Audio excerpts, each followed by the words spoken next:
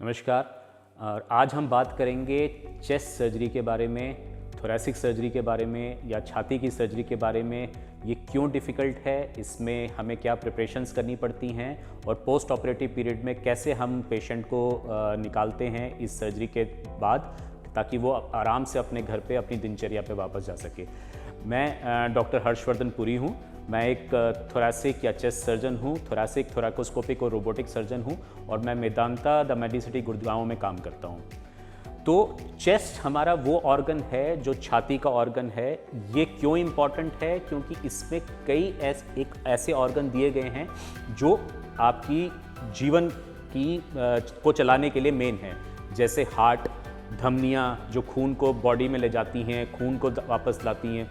तो ये special organs हैं और इनकी प्रोटेक्शन के लिए भगवान ने एक रिब केज दिया है। ये आगे की बड़ी स्टर्नम जिसे बोन कहते हैं, मेन हड्डी दी है और पीछे स्पाइन दी है। ये सब इन ऑर्गन्स की प्रोटेक्शन के लिए हैं। तो कोई भी सर्जरी जो चेस्ट में की जाती है उसमें हमें इन हड्डियों के बीच में जाके वो सर्जरी करनी पड़ती है।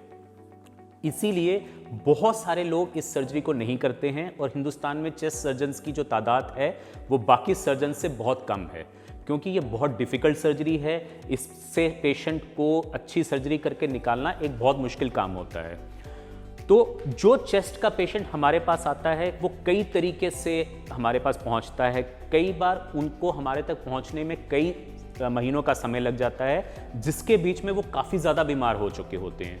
तो प्री ऑपरेटिव प्रिपरेशन या सर्जरी के पहले हम उस पेशेंट को बहुत ज़्यादा प्रिपेयर करते हैं। जैसे कि हम अमूमन उस पेशेंट को कहते हैं कि आपको अगर वो स्मोकिंग करता है तो स्मोकिंग बंद करनी पड़ेगी। कई पेशेंट हमारे पास व्हीलचेयर या स्ट्रेचर पे आते हैं तो उनमें इतनी ताकत ही नहीं होती है कि वो किसी भी सर्जिकल प्रोसीजर को सह सकें।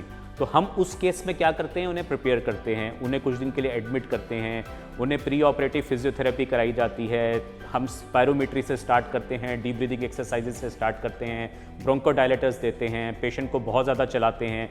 आहिस्ता आहिस्ता वो पेशेंट ट्रेडमिल पर भागना स्टार्ट करता है और ये हमारी प्रिपरेशन का एक दौर ख़त्म होता है। दूसरी चीज़ होती है उनका न्यूट्रिशन, जो कि बहुत ज़्यादा पुअर होता है। तो कई पेशेंट्स ऐसे होते हैं जो एक दिन की एक चपाती भी नहीं खा पाते।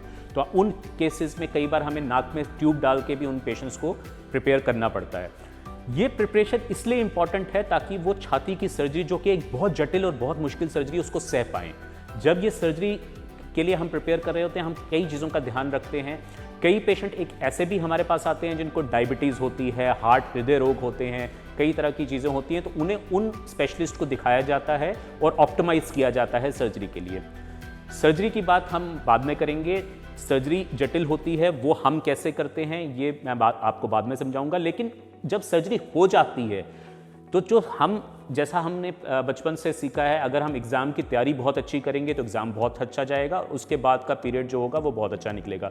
तो पोस्ट ऑपरेटिव पीरियड में भी कुछ हफ्तों के लिए पेशेंट को बहुत ज़्यादा एक्सरसाइज करनी पड़ती है, बहुत अच्छा खाना खाना पड़ता है और फिर कुछ 1-2 हफ्ते के बाद वो अपनी नॉर्मल दिनचर्या में जा सकता है। तो इसलिए चेस्ट सर्जरी बाकी सर्जरी से, पेट की सर्जरी से, हड्डियों की सर्जरी से बहुत ज़्यादा जटिल होती है।